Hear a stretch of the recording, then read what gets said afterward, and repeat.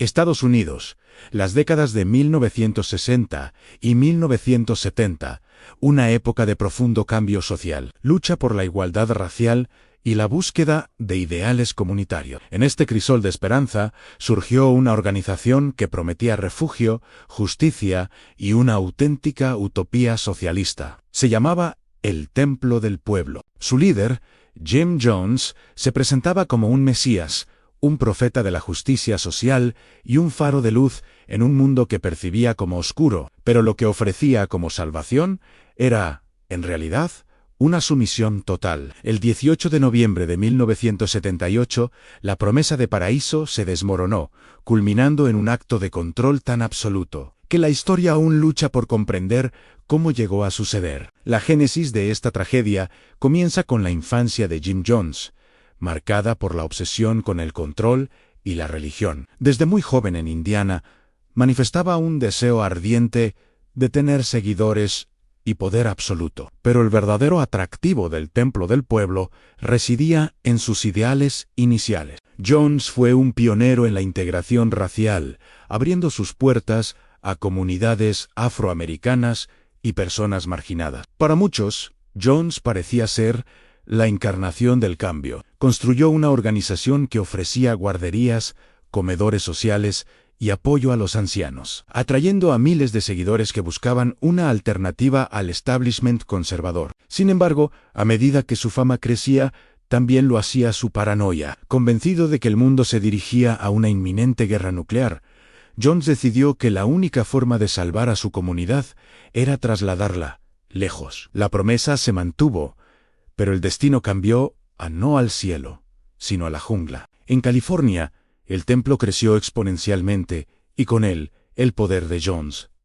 Para asegurar la lealtad, Jones empleaba un arsenal de tácticas de manipulación psicológica. En sus servicios realizaba curaciones milagrosas que eran farsas cuidadosamente orquestadas y demostraciones de clarividencia basadas en la información confidencial que obtenía de sus seguidores. Esta teatralidad convenció a miles de que Jones era una entidad divina.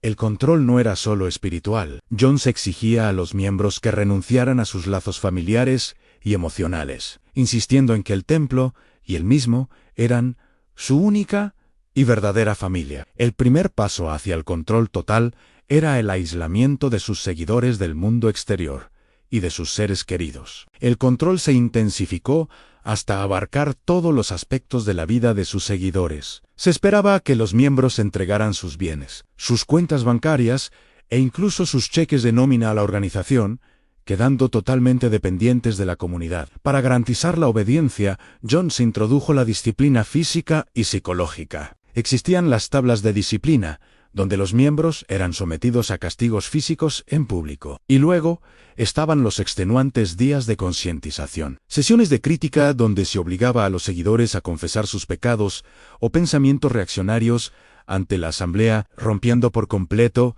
su individualidad. El miedo a la vergüenza pública y la exclusión de la única familia que les quedaba era una herramienta más poderosa que cualquier prisión. Pero el control de Jones comenzó a resquebrajarse. Surgieron los primeros desertores, personas valientes que escaparon llevando consigo historias aterradoras de abuso físico, manipulación sexual y adoctrinamiento. Estos antiguos miembros se unieron a un grupo creciente de preocupados parientes, que temían por la seguridad de sus seres queridos dentro del templo. Las denuncias de la prensa comenzaron a crecer, pintando un panorama muy distinto a la utopía prometida. La reacción de Jones fue la paranoia total. Se convenció de que los medios de comunicación y las agencias de inteligencia estaban conspirando para destruir su obra. La única solución, según él, era la huida final. La comunidad se preparó para un éxodo sin precedentes a un lugar donde nadie pudiera tocarlos, en la selva de Guyana. En la década de 1970, Jones compró miles de acres de tierra en el remoto país sudamericano de Guyana. El lugar era inaccesible, húmedo y caluroso en una densa jungla. El proyecto se llamó Zona Agrícola del Templo del Pueblo, conocido simplemente como Jonestown. 600, 700, 900 seguidores. Cientos de personas fueron trasladadas en masa, despojadas de sus pasaportes y de cualquier forma de comunicación con el exterior. El aislamiento geográfico sirvió como la barrera final una vez allí. La única autoridad era Jim Jones.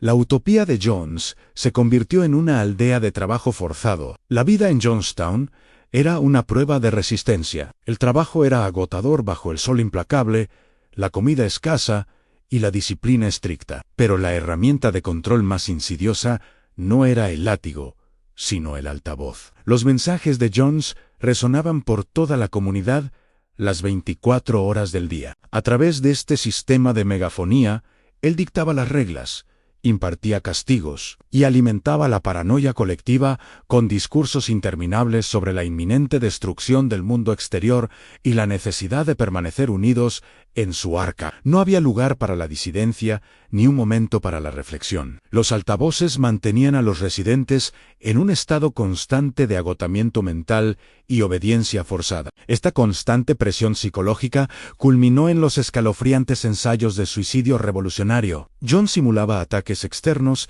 y obligaba a toda la comunidad a participar en lo que él llamaba días blancos, donde debían beber una mezcla que se les decía que contenía cianuro. El propósito no era matar, sino medir y reforzar la obediencia total de la comunidad. Si alguien se negaba, era castigado severamente. Estos ensayos eran la preparación final, la normalización de la idea de que la muerte colectiva era preferible a la humillación o la derrota. La línea entre la fe y el miedo se había borrado por completo. El mundo exterior no podía ignorar las crecientes súplicas de los parientes. Finalmente, la preocupación llegó a los pasillos del poder.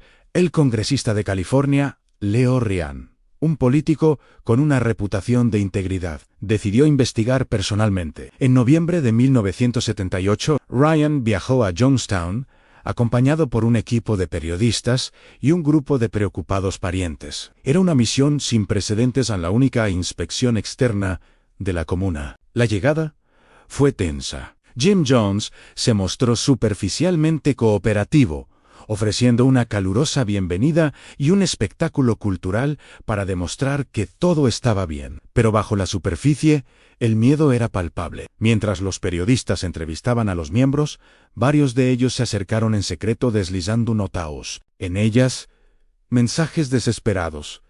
Ayúdenos a salir de aquí. El momento crítico ocurrió cuando un miembro, Larry Layden, junto con otras personas, declaró abiertamente que deseaba desertar y regresar con el congresista Ryan. La presencia de la prensa y de un funcionario estadounidense había roto la barrera del miedo. El 18 de noviembre, mientras el grupo del congresista Ryan se preparaba para partir, llevando consigo a los desertores, la calma se rompió. En la remota pista de aterrizaje de Porksicatuma, miembros armados del templo del pueblo tendieron una emboscada. Fue un ataque brutal y coordinado. Los disparos fueron dirigidos a los desertores y a cualquiera que pudiera exponer la verdad. El congresista Leo Ryan fue una de las 5 personas asesinadas, junto con varios periodistas y un camarógrafo que habían viajado hasta allí para contar la historia. El asalto no solo mató a un político estadounidense, sino que selló el destino de todos los que quedaban atrás. Jones había cruzado la línea y no había vuelta atrás. La noticia del ataque llegó a Jones en la comuna. Sabiendo que la rendición significaría el fin de su poder y la exposición de sus crímenes, reunió a todos en el pabellón principal. Activó la grabación del templo, la cinta de audio que documentaría su último y más terrorífico acto de control. En su discurso final, Jones argumentó que, dado que el mundo exterior los consideraba animales salvajes y vendría a torturarlos por la muerte de Ryan, el único camino era el suicidio revolucionario. La obediencia no fue universal, pero fue forzada. En un ambiente de pánico, drogas y absoluta desesperación, se obligó a los miembros, incluidos los niños pequeños, a ingerir la mezcla letal. La narración de la cinta revela la voz de Jones incitando, y las voces de algunos pocos disidentes silenciados. El resultado fue el mayor acto de pérdida de vidas estadounidenses en un desastre no natural hasta el 1 de septiembre.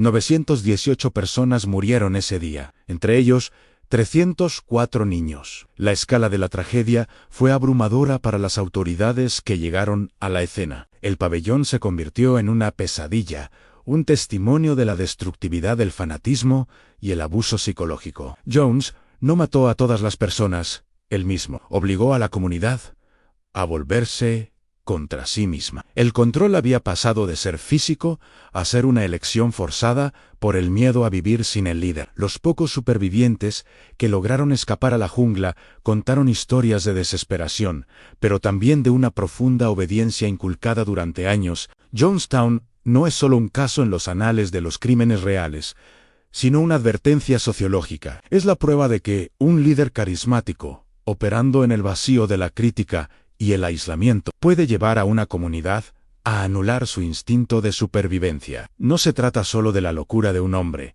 sino de cómo el miedo a un mundo hostil puede hacer que la gente acepte el control total como una forma de seguridad. El Templo del Pueblo prometió una utopía libre de la opresión capitalista y racial. En su lugar, dejó un cementerio en la jungla y un legado de trauma que resuena en cada debate sobre los límites del carisma y el poder absoluto. El gran misterio de Jonestown no es cómo murieron, sino cómo llegaron a ese punto de no retorno. Si te ha interesado la profundidad de este caso, te invito a suscribirte al canal. En nuestro próximo expediente inconcluso, exploraremos la mente de